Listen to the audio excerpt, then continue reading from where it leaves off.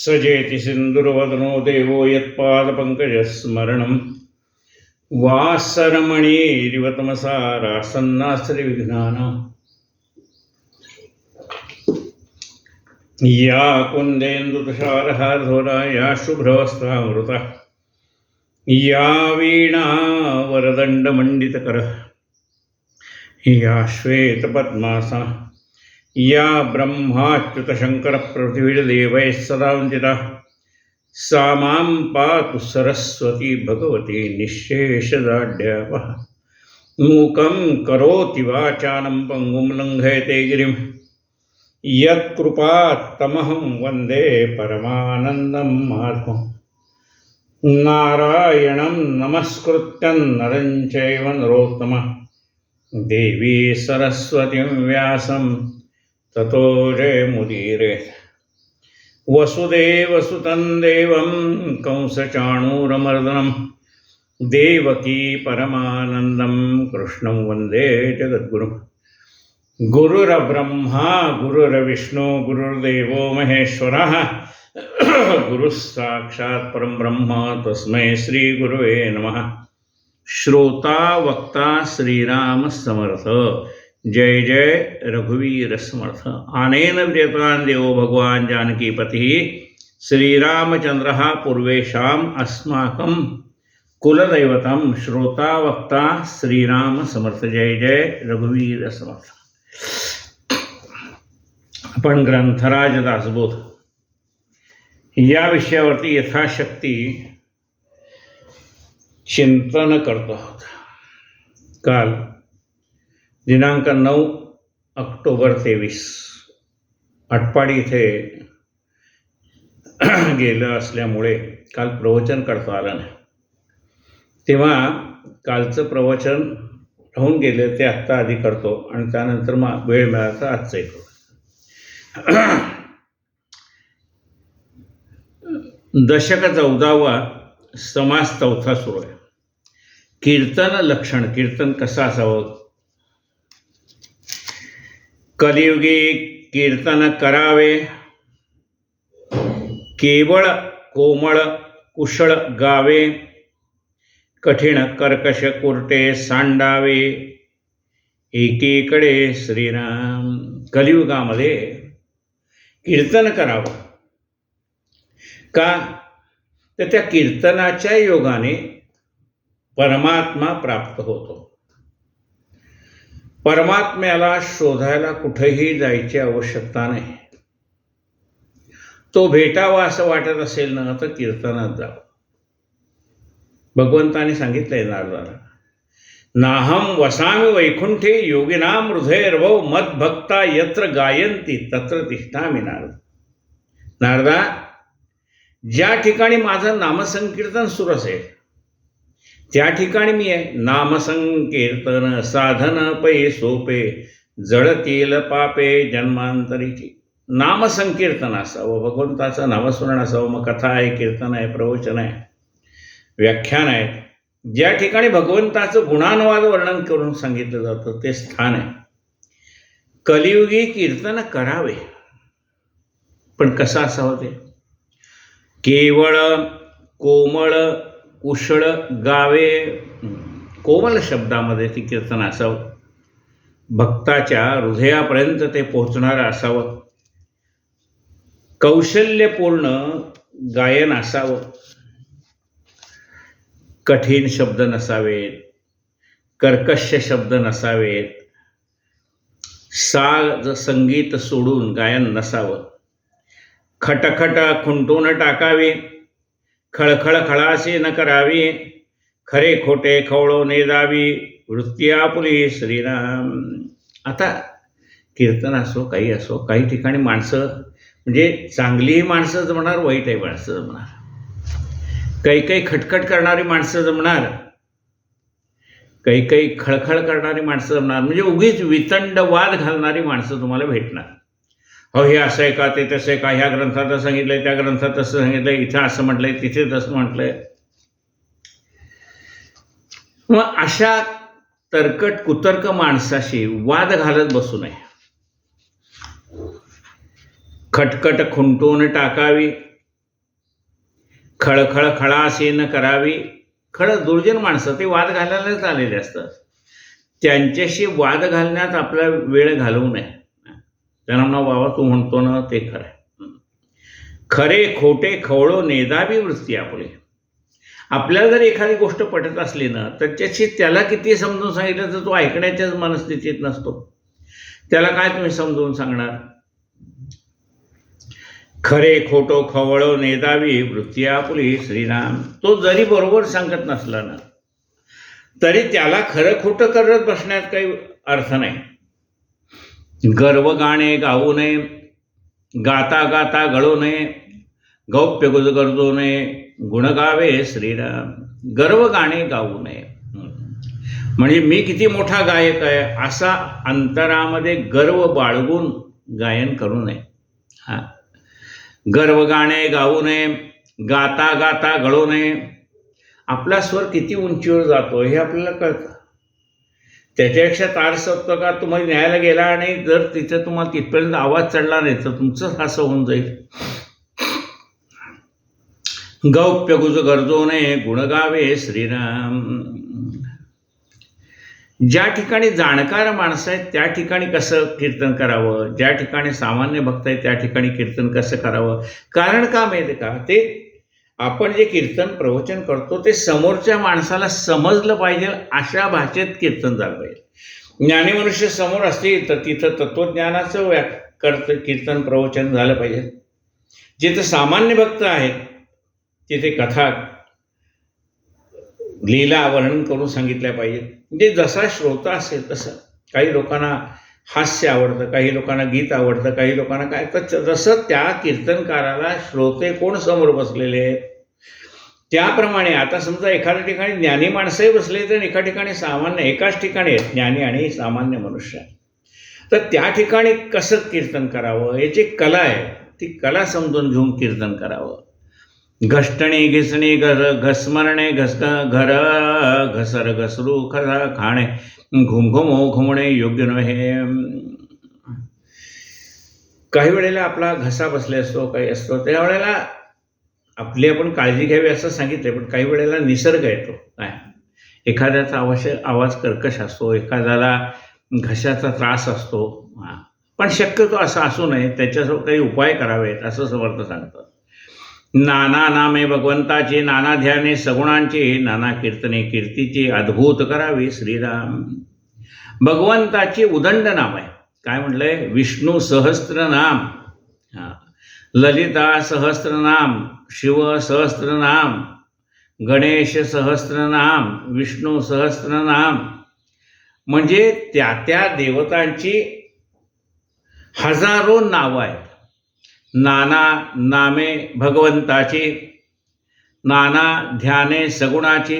भगवंताने सगुण अवतार धारण केले त्यामुळे त्याची त्या त्या ठिकाणची रूपे वेगवेगळे.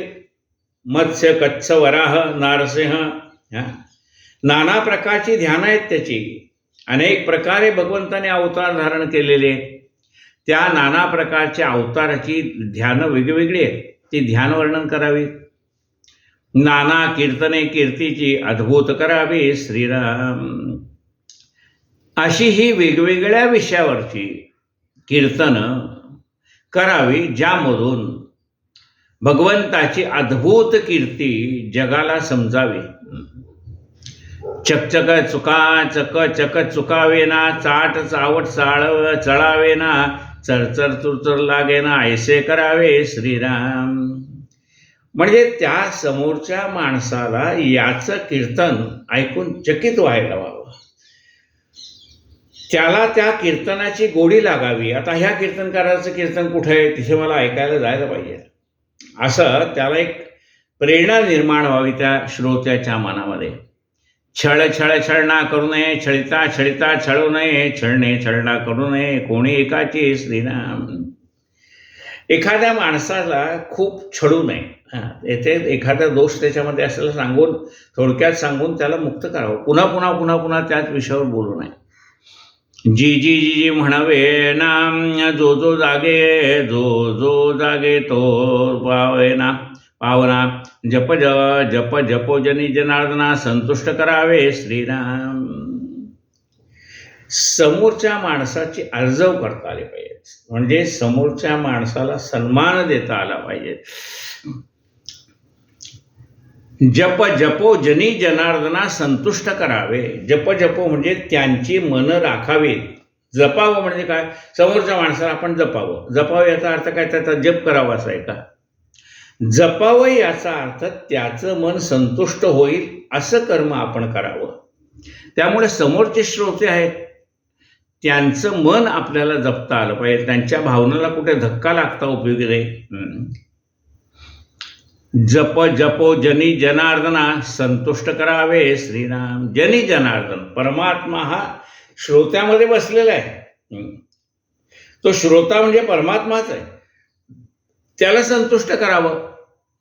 त्याला जनार्दन म्हणतात. जनामध्ये असलेला परमात्मा त्याला जनार्दन असं म्हटलेलं आहे. जप जपो जनी जनार्दन संतुष्ट करावे श्रीराम. जन म्हणजे सामान्य माणसं आहे. त्याच्यामध्ये असणारा हा जो परमात्मा आहे त्याला आनंद होईल असं कीर्तन करावं. ज्ञानी माणसाला आनंद होईल असं कीर्तन करावं. या या या या म्हणावे नलगे. या या या या उपावन नलगे. या या या काहीच नलगे सुबुद्धासे श्रीराम. माझ्या कीर्तनाला यावं, माझ्या प्रवचनाला यावं असं म्हणायची आवश्यकता नाही.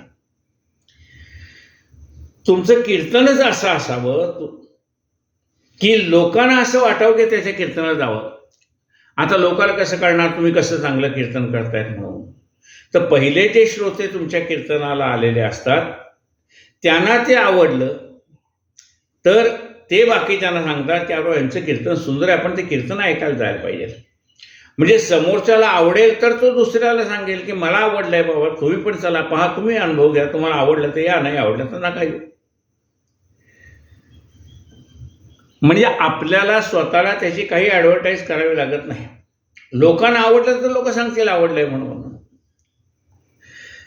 या या या या म्हणवे नलगे. या या या या उपाय नलगे. या या या या काहीच नलगे सुबुद्धासे श्रीराम. जी ज्ञानी माणसं आहेत ते त्या ठिकाणी जाणार. एखाद्याने सांगितलं भाऊ ते कीर्तन सुंदर असतं का, आपण जाऊ. मग ज्ञानी माणसं, सुबुद्ध माणसं ओळखून जातं. टकटक कसं आहे माहिती का? ज्ञानी मनुष्य ओळखतो म्हणजे कसं? जसं भगिनी वर्ग शीतावरून भाताची परीक्षा करतात तसं ज्ञानी मनुष्य त्या कीर्तनकाराची एक दोन वाक्य ऐकली तरी त्यांना कळतं की हे ऐकण्यासारखं आहे का ऐकण्यासारखं नाही. टकटक टकट टक करू नये, टाळा टाळे टिकू नये, टमटम टमटम लावू नये, कंटाळवाणे श्रीराम. एखादा मनुष्य आला, दरवाजा एकदा वाजवला तर समोरच्या आतल्या माणसाला कळतं की आलेला आहे. सारखा दरवाजा ठोठवत बसला तर आतला मनुष्य कंटाळून जाईल, बाहेर आला अंगावर ओढेल, का तुम्हाला काही इतकी का टकटक करता. म्हणजे आपलं बोलणं त्या माणसाला कंटाळवाणं वाटू नये असं बोलणं असावं. ठस ठोंबस ठकावे ना, ठक ठक ठक करावे ना, ठाके ठाके ठमके ठसावे ना, ध्यानमूर्ती श्रीराम. म्हणजे समोरचं जे भगवंताचं ध्यान आहे ते मनामध्ये ठसलं पाहिजे. आणि भगवंताचं ध्यान समोरच्या श्रोत्याच्या मनामध्ये ठसायचं असेल तर कीर्तनकाराला ते ध्यान असं वर्णन करून सांगता आलं पाहिजे की ती मूर्ती त्याच्या मनामध्ये ठसली पाहिजे. भगवंताची सगुण साकार मूर्ती भगवंताची त्याच्या मनामध्ये ती ठसली पाहिजे. नाव घेतलं की परमात्मा समोर उभा राहायला पाहिजे. जसं आंबा म्हणलं की आंबा समोर उभा राहतो, तसं विठ्ठल म्हणलं की विठ्ठल मूर्ती समोर उभी राहिली पाहिजे. सुंदर ते ध्यान उभे विटेवरी, करकटावरी ठेवोनिया, सुंदर ते ध्यान उभे विटेवरी. आपण त्या भगवंताचं ध्यान वर्णन करून सांगता सांगता तो परमात्मा आपल्या दृष्टीसमोर उभा राहायला पाहिजे. मनामध्ये ती मूर्ती त्या मूर्तीचं ध्यान ठसलं पाहिजे. डळमळा डळमळा डको नये डगमग डगमग कामा नये डंडळ डंडळ चुको नये हे कांडपणे श्रीराम. माणसाच्या मनाची द्विधा अवस्था होऊ नये असं कीर्तन करावं. ढिसाळ ढाळा ढळके कुंचे ढोबळा ढळक ढसकण डुलेनाचे ढळेचे ना ढिगढिगांचे कंठाळवाणे श्रीराम. म्हणजे आपल्या कीर्तनाचं जे काही आपण एखादा मुद्दा घेतला असेल बोलण्याला, कीर्तनामध्ये एखादा पूर्वरंग घेतला असेल, त्याला अनुसरून पुढचं कीर्तन झालं पाहिजे. मुद्दा सोडून तुम्ही बोलायला लागला तर मग श्रोत्यांचं लक्ष कीर्तनात कसं राहील. नाना नेटक नागर नाना नम्र गुणागर नाना नेमक मधुर नेमस्त गाणे श्रीराम. म्हणून ते गाणं असावं, ते सुद्धा सुमधुर असावं. म्हणजे श्रोत्याला तुम्ही एखादं पद गायला लागला तर ऐकत राहावं असं वाटलं पाहिजे. नाना नेमक मधुर नेमस्त गाणे श्रीराम. ताळ तुंबरे तान माने ताळबद्ध तंत गाणे तूर्त तार्किक तने मने तल्लीन होती श्रीराम. मग तबल्याचा स्वर, पेटीचा स्वर, मागे एखादा तंबोरा घेऊन बसला असला त्याचा स्वर, आपल्या गाण्याचा स्वर एकतानता त्याला यायला पाहिजे. तर ते गाणं सुमधुर होतं आणि श्रोत्यांची तंद्री लागते. श्रोते त्याच्यामध्ये रंगून जातात. टाळ तंबुरे तानमाने ताळबद्ध तंत गाणे तूर्त तार्किक तने मने तल्लीन होती श्रीराम. त्यामुळे ऐकणाऱ्यांची मनं त्या गाण्याशी तल्लीन होऊन जातात. गाणं कोणाचं आहे? भगवंताचं आहे. तल्लीन होती श्रीराम. थरथरा थरकरी रोमांच थैथै स्वरे उंच थिरथिर थिरावे नाच प्रेमळ भक्तांचा श्रीराम. म्हणजे हा कीर्तनकार त्या ठिकाणी गायला लागला, नाचायला लागला की श्रोत्यांच्या अंगावरती रोमांच उभे राहतात. म्हणजे त्या कीर्तनाच्या कीर्तनाशी भक्त समरस होऊन जातो.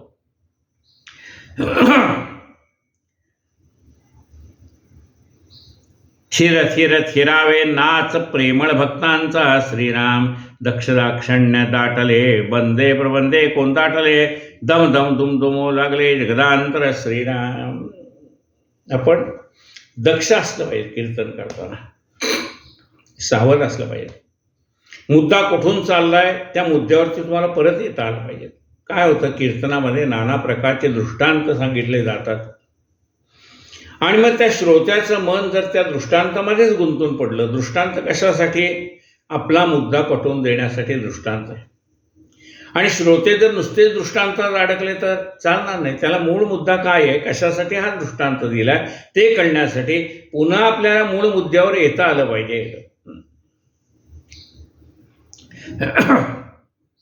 दमदम दुमदुमो लागे जगदांतर श्रीराम. आणि अशा रीतीने कीर्तन ऐकल्यानंतर त्या श्रोत्यांची मनं तर तल्लीन होऊन जातात. त्यांना तर ते कीर्तन आवडतंच, पण ते अनेक लोकांना सांगतात की हे कीर्तन ऐकायला जावं. धूर्त तूर्त धावून आला धिंग बुद्धीने धिंग झाला धाके धाके धुगोकला रंग अगवा श्रीराम. धूर्त आहे, तार्किक आहे, विचक्षण आहे, अशा अनेक प्रकारचे श्रोते कथेला आलेले असतात.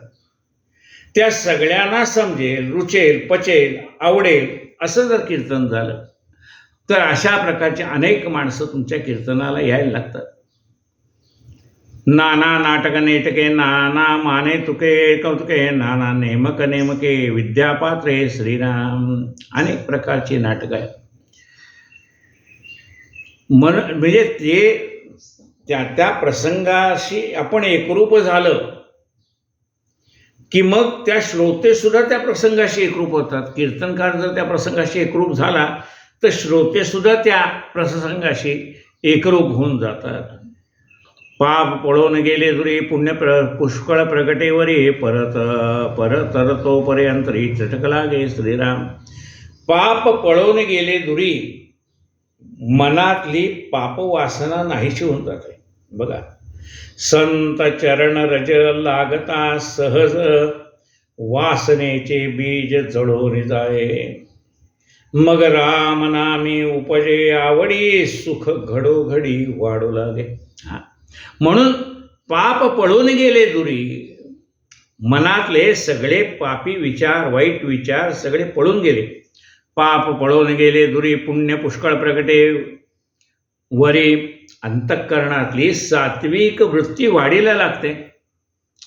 पुण्य पुष्कळ प्रगटे वरी, परतरतो परे अंतरी, चटक लागे श्रीराम. हा उपाय, हे कीर्तन, हा उपाय आपल्याला पहिलं तीराला नेणार आहे, अशी श्रोत्याच्या मनामध्ये खात्री बसून जाते की हे जर श्रवण केलं तर आपल्याला ज्ञान असं मिळेल की ज्या ज्ञानाच्या युगाने आपल्याला हा भवसागर तरून जाता येईल.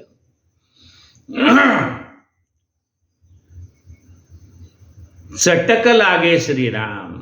चटक लागे म्हणजे ते कीर्तन परत परत ऐकावं अशी मनाला चटक लागते. म्हणजे एखादी गोष्ट आवडली तर ती पुन्हा पुन्हा खावीशी वाटते.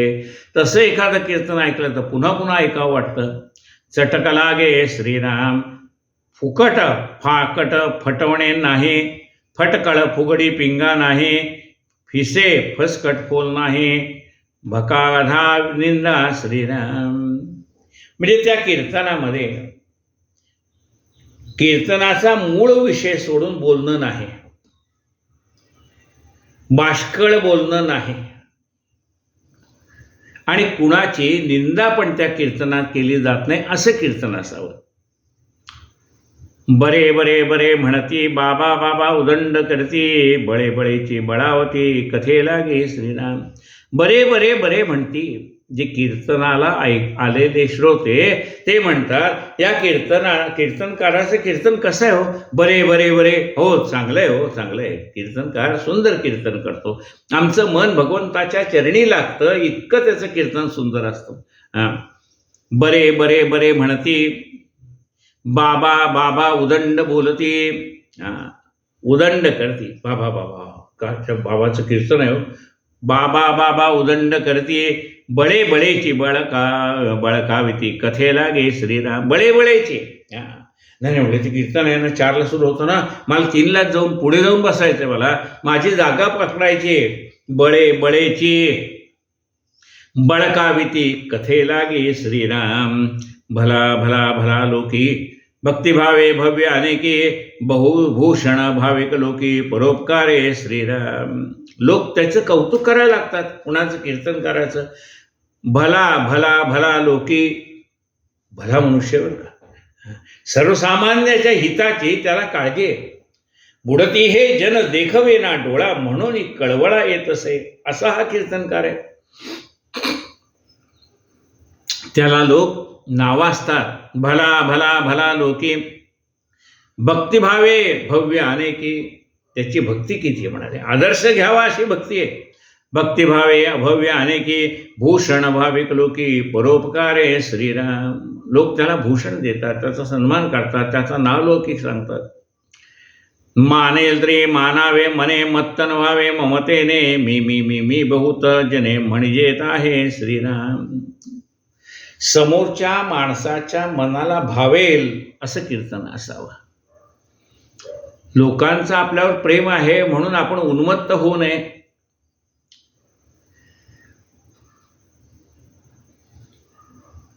मी मी मी मी बहुत जने म्हणजेत आहे श्रीराम. आपल्या जरी लोकांनी आपलं कौतुक केलं तरी आपल्यातला मीपणा जागृत होऊ नये. एके टोकत एका वासी, येऊ ती झाडेशी याया याया, असं तयाशी म्हणावे नलगे श्रीराम. कुणाला या म्हणायची आवश्यकता नाही, लोक आपोआप यायला लागतात. तुमचं कीर्तन चांगलं असलं लोक आपोआप यायला लागतात. राग रंग रसाळ सुरंगे, अंतर संगीत रागे, रत्नपरीक्षा रत्नामागे, धावती लोक श्रीराम. राग रंग रसाळ सुरंगे, त्या कीर्तनातला राग, त्या कीर्तनातला रंग, असं कीर्तनाला सुद्धा रंग चढावा लागतो. रंग चढणं म्हणजे काय की त्या ठिकाणी असलेलं जे वातावरण आहे ते रंगून जातं. कशामध्ये रंगतं? भगवंताच्या रंगामध्ये रंगून जातं.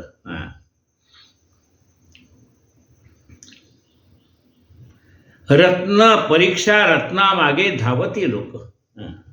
जसं रत्नाची परीक्षा करणारा मनुष्य यावा लागतो. हिरे जवाहर की कोठडी बार बार मत खोल, जब आएगा इसका पारखी तबही इसका मोल. ह्या रत्नाची परीक्षा करणारा ज्या वेळेला येईल ना त्यावेळेला खरी परीक्षा होते. तसं जाणकार श्रोता ज्या वेळेला कथेला येतो त्यावेळेला कथाकाराची परीक्षा होऊन जाते. रत्न परीक्षा रत्नामागे धावती लोक श्रीराम. रत्नपरीक्षक जे असतात त्याला उत्तम रत्न दिसलं की ते रत्न पारखी त्या ठिकाणी वा सुंदर आहे, या दुकानामध्ये सुंदर रत्न मिळतात, त्या ठिकाणी जाणार लोक. तसं या कीर्तनाला गेलं की आपल्याला भक्तिरसातली सुंदर सुंदर रत्न हाताला लागतात. म्हणून रत्नपरीक्षा करणारे लोक, याचा अर्थ कीर्तनाची परीक्षा करणारे लोक, ज्ञानाची परीक्षा करणारे लोक त्या कीर्तनाला आपोआप येऊ लागतात. रत्न परीक्षा रत्नामागे धावती लोक श्रीराम. लवलवा लवती लोचन लवलवा लागले मना लकले मना लप लपो लपती जन आवडीने श्रीराम. लवलवा लवती लोचन, करुण कीर्तन करावे असं म्हटलंय. त्या कीर्तनामध्ये कारुण्य पाहिजे. कीर्तन ऐकता ऐकता लोकांच्या डोळ्यातनं अश्रू आले पाहिजे. कसले? दुःख असेल तर दुःखाचे अश्रू, आनंद असेल तर आनंदाचे अश्रू. म्हणजे ते कधी येतील? तो श्रोता त्या कथेशी एकरूप होईल. दुःखाचा प्रसंग कीर्तनकार वर्णन करून सांगतोय आणि दुःखाच्या प्रसंगामध्ये मग त्यांच्या डोळ्यातनं, म्हणजे एखादा विरहाचा प्रसंग आहे. जसं बघा, मुलगी लग्न करून जाते ना सासरला, त्यावेळेला वडिलांच्या डोळ्यातनं पाणी, कधी तो वडील रडत नाही पण त्यावेळेला त्याच्या डोळ्यातनं पाणी येतं. आणि ते पाहिल्यानंतर बाकीच्यांच्या डोळ्यातनं आपोआप पाणी यायला लागतं. तसं कीर्तनकार ज्यावेळेला त्या कथेशी समरस होऊन जातो त्यावेळेला कारुण्य रसामध्ये दुःखाचा प्रसंग असेल तर त्या श्रोत्याच्या डोळ्यातनं दुःखाश्रू बाहेर पडतात. आणि आनंदाचा प्रसंग आहे, राम अयोध्येला परत आले, हा आनंदाचा प्रसंग आहे, त्याही वेळेला डोळ्यातनं आनंदाश्रू बाहेर पडतात. मग त्यावेळेला डोळ्यातनं अश्रू पडतात, ते आनंदाश्रू असतात. लवलवा लवती लोचन लवलवा लकले लकले मना, मन सुद्धा त्याच्या कथेशी एकरूप होऊन जातं. लपलपा लपते जन आवडीने श्रीराम. लोक धावून धावून येतात त्या कीर्तनाला.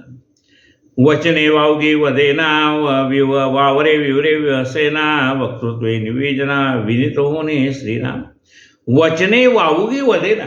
कीर्तनकार त्या कीर्तनामध्ये शास्त्र प्रमाण बोलतो, शास्त्राला सोडून बोलत नाही.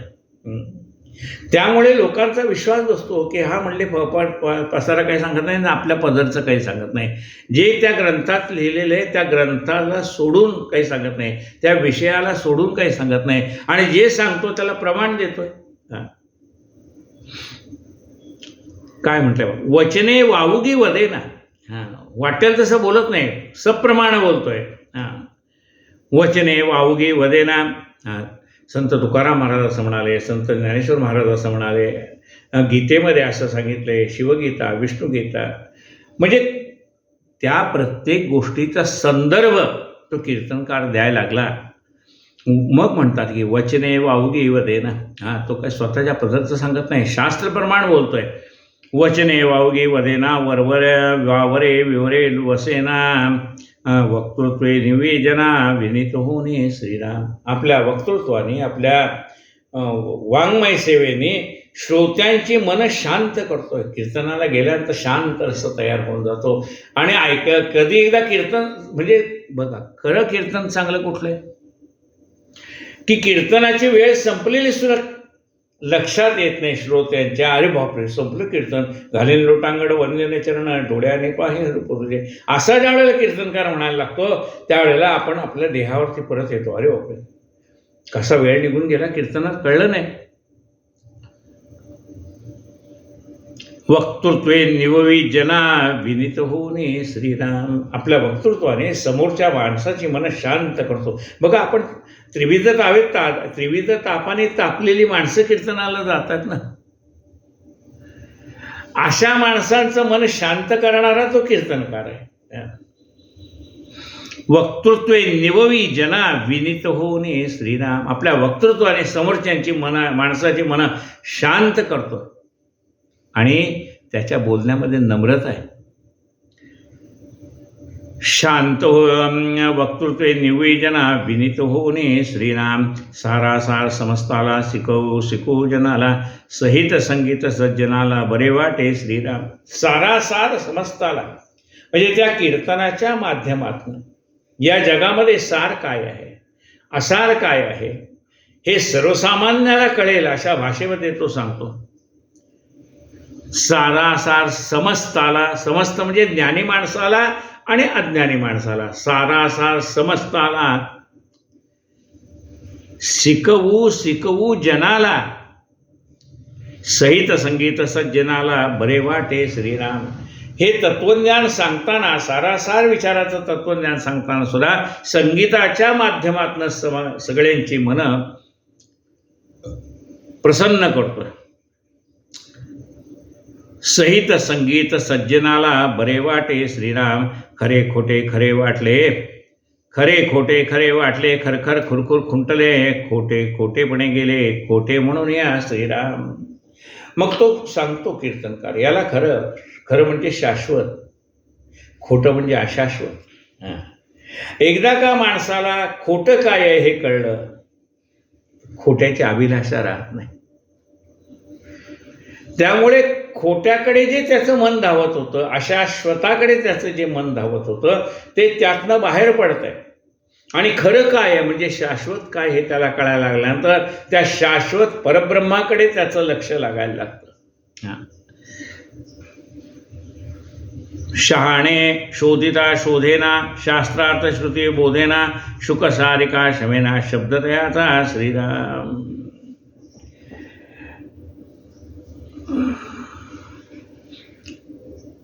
शहाण्या माणसाला शोधावं लागत नाही. शहाणी माणसं म्हणजे ज्ञानी माणसं लगेच समजून येतात. कीर्तनात आलेला ज्ञानी मनुष्य कोण आहे?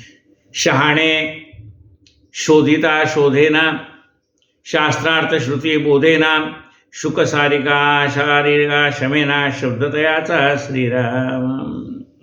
शास्त्रार्थ म्हणजे शास्त्र श्रुती याला धरून त्याचं बोलणं आहे. हर्षे हर्षे हसला, हा हा हो ने भुलला, ही होईना तयाला परतलीचे श्रीराम. आणि नुसतंच हास्य विनोदात वेळ गेला तर श्रोत्याच्या पत्रात काय पडलं? कीर्तन आहे म्हणजे कीर्तनात काय तत्वज्ञान काहीच नाही, नुसतं हास्य विनोद. हास्य विनोदाला बाकीचे जागा आहेत. कीर्तन म्हणजे काय हास्य विनोदाची जागा नाही. थोडासा कंटाळा येऊ नये म्हणून हास्य विनोद असावा, पण ते म्हणजे जसं आपण लोणचं आहे, कोशिंबीर आहे, पापड आहे, ते पापड म्हणजे जेवण नाही, लोणचं म्हणजे जेवण नाही, ते चवीला लावण्यापुरतं असावं. तसं हास्य विनोद कीर्तनात असावा, पण तो थोडासा चवीपुरता असावा. त्याने भरलेलं कीर्तन नसावं. हास्य विनोदाचं कीर्तन नाही. कीर्तन आहे ते भगवंताची मनाला गोडी लावण्यासाठी कीर्तन आहे. लक्षावे लक्षिता लक्षी लक्षे लोचनाते लक्षी, लंगले लयाते लक्षी, विहंगम मार्गे श्रीराम. म्हणजे ज्याला पाहायला गेलं तरी दिसत नाही असा जो निर्गुण निराकार परमात्मा, अलक्षे म्हणजे ज्याच्याकडं तो अलक्षे पाहायला गेलं तर दिसणार नाही आहे, पण अनुभवाने जाणता येतो. जसं खडी साखर ही सगुण आहे आणि गोडी ही निर्गुण आहे, तसा हा परमात्मा सगुण आहे आणि तो आत्मसात केल्यानंतर जो आपल्याला अनुभव येतो तो निर्गुण निराकार परमात्म्याचा. म्हणून आधी सगुणाची उपासना आहे आणि सगुणाची उपासना झाली की हळूहळू तो आपल्याला निर्गुण परमात्म्याचं ज्ञान करून देतो. जसं खडे मांडून शिकवेला, ओना माझे वे श्रीराम. माऊली म्हणतात पूर्वीच्या काळी गणित शिकवायचं झालं तर खडे मांडून शिकवत होते. हा एक खडा, त्याच्यात एक खडा मिळवला की 2 झाले, त्याच्यात एक मिळवला की 3 झाले, त्याच्यात एक मिळवला की 4 झाले, ह्याच्यात एक एक बाजूला काढला की एक एक कमी झालं. म्हणजे बेरीज कशी करावी, वजाबाकी कशी करावी ते खड्याच्या माध्यमातून शिकवत होते. पुढे पुढे त्या पाट्या आल्या. पाट्याला बारीक बारीक असे मणी असायचे. ते मणी एक एक बाजूला केले की मग पाढे शिकवले जायचे त्याच्यावर. म्हणजे अशा प्रकारे गणित, अंकगणित हे शिकवायला काय ते खडे आहेत, ते मणी आहेत. आता काही वेळेला फळं मांडून शिकवतात. पण हे काय, आता गणिताचं ज्ञान हे निर्गुण आहे. पण ते निर्गुणाचं ज्ञान मिळवण्यासाठी हे खड्याचं माध्यम घेतलेलं आहे. खडे मांडून शिकवेला जेवी, खडे मांडून शिकवेला ओना माझेवी श्रीराम. तसं खडे मांडून हे तसं हे सगुणाची उपासना ही सुरुवात आहे. त्याच्यातनं आपल्याला जायचं आहे निर्गुण निराकार परमात्म्याकडे. खरा कीर्तनकार तो ज्याला सगुणाचीही गोडी लावता येते आणि निर्गुणाचं तत्वज्ञान त्याला रुचेल पचेल अशा शब्दामध्ये सांगता येतं, तो खरा कीर्तनकार. लक्षावे लक्षिता अलक्षी, लक्षिले लोचना ते लक्षी, लंगले लय ते अलक्षी, विहंगम मार्गे श्रीराम. विहंगम मार्ग म्हणजे ज्ञानमार्ग. आता बघा, आपल्याजवळ एक मुंगी आहे आणि समोर एक झाड आहे, त्या झाडावर एक फळ आहे. त्या मुंगीला त्या झाडावरच्या फळापर्यंत पोहोचायला किती वेळ लागेल? ती आपल्यापासून निघेल, हळूहळू चालत जाईल, मग त्या मुळाजवळ जाईल, मग त्या बुंध्यावरनं चढत चढत जाईल, मग फांदीपर्यंत जाईल आणि मग त्या फळापर्यंत जाईल. आणि आपल्याजवळ एखादा पक्षी आहे, त्याला त्या फळावर जायला किती वेळ लागेल? काय नाही, इथनं उडी मारली की तो डायरेक्ट फळावर जाईल. विहंगम मार्ग म्हणजे ज्ञानमार्ग. ज्ञानमार्गाने लवकर त्या परमात्म्याजवळ पोहोचता येते आणि कर्ममार्गाने त्याच्याजवळ जायला वेळ लागणार आहे. कीर्तनकार तुम्हाला दोन्ही मार्ग सांगतात. आधी कर्माने जा आणि मग कर्म करता करता ज्ञान संपादन करा. ज्या ज्ञानाच्या योगाने तुम्ही भगवंताच्या जवळ जा. म्हणून आधी सगुण उपासना आणि मग निर्गुणाची उपासना. लक्षावे लक्षिता अलक्षी, लक्षिले लोचना ते लक्षी, लंगले लय ते अलक्षी, विहंगम मार्गे श्रीराम. मग ज्ञानमार्गाने परमात्म्याचं निर्गुण निराकाराचं वर्णन करता येतं. आधी ते सगुणाची गोडी लावावी आणि मग सांगावं सगुण निर्गुण ऐकू गोविंदो रे. सगुण आणि निर्गुण असणारा परमात्मा एकच आहे हे त्याला ज्ञानमार्गाने पटवून द्यावं. क्षेत्र क्षेत्रज्ञ क्षोभतो क्षमेने क्षमून क्षमितो लक्षणे लक्ष्मणे क्षोभणे क्षेत्रज्ञ तो सर्वाठाई श्रीराम. क्षेत्र आणि क्षेत्रज्ञ. क्षेत्र म्हणजे हा देह, क्षेत्रज्ञ म्हणजे त्या देहाला जाणणारा, त्याला चालवणारा असा हा परमात्मा. तसं जग काय आहे, ब्रह्मांड म्हणजे काय आहे हे कळलं पाहिजे. आणि हा निर्माण करणारा आणि नाश करणारा कोण आहे? तो परमात्मा, निर्गुण निराकार परमात्मा हे कळला पाहिजे. ज्याने हे सगळं सगुण साकार निर्माण केलंय तो कोण आहे? आधी सगुण साकाराचं ज्ञान घ्यावं आणि मग हे सगुण साकार कोणी निर्माण केलंय याचा विचार करावा. तसं आधी सगुणाची उपासना आणि मग निर्गुण निराकार. क्षेत्र क्षेत्रज्ञ क्षोभतो क्षमेने क्षमून क्षमितो क्षमणे क्षोभणे क्षेत्रज्ञ तो सर्वाठाई श्रीराम. आणि म्हणून हा जो देह आहे, या देहाची म्हणजे हा देह कशापासून बनला आहे? पंचमहाभूतापासून बनलेला आहे. मग तो कसा बनला आणि मग त्याचं विलय कसा होणार आहे? ते गेल्यानंतर शिल्लक राहील तो कोण आहे? हा देह नाश पावला तर शिल्लक कोण आहे? तो परमात्मा आहे. आधीही होता, आता देह निर्माण झाल्यानंतर देहामध्ये प्रवेश केला, देहाचा नाश झाल्यानंतर पुन्हा शिल्लक राहिला तो निर्गुण निराकार. देह दिसतोय, तो दिसत नाही. मग अशा प्रकारचं तत्वज्ञान त्या समोरच्या श्रोत्याला सहजपणे कसं कळेल हे पाठ. इति श्री दासबोधे कृषिष्य संवादे कीर्तन लक्षण नाम समाज चतुर्थ. श्रीराम समर्थ श्रीराम. कायेन वाचा मनसेंद्रियर्वा बुद्ध्यात्मना वा प्रकृती स्वभावात् करोमि यद्यं सकलं परस्मै नारायणायति समर्पयामि. अच्युतं केशवं रामनारायणं कृष्णदामोदरं वासुदेवं हरि श्रीधरं माधवं गोपिकावल्लभं जानकीनायकं रामचन्द्रं भजे.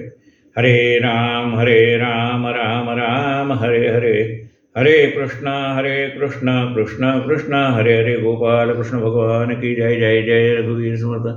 वेदांत संमतीचा काव्य सिंधू भरला श्रुतिशास्त्र ग्रंथ गीता साक्ष संगम केला महानुभाव संत जनी अनुभवचा केला अज्ञान जड जीवा मार्ग सुगम झाला जय जय दासबोधा ग्रंथ राजा प्रसिद्धा आरती ओवाळीन विमळ ज्ञान बाळबोधा जय जय दासबोधा नवविधा भक्तिपंथे रामरूप अनुभवी चातुर्य निधी मोठा माया चक्र उगवी हरिहर हृदयीचे गुह्य प्रगट दावी पद्धती सिद्ध झाले असंख्यात मानवी जय जय दासबोधा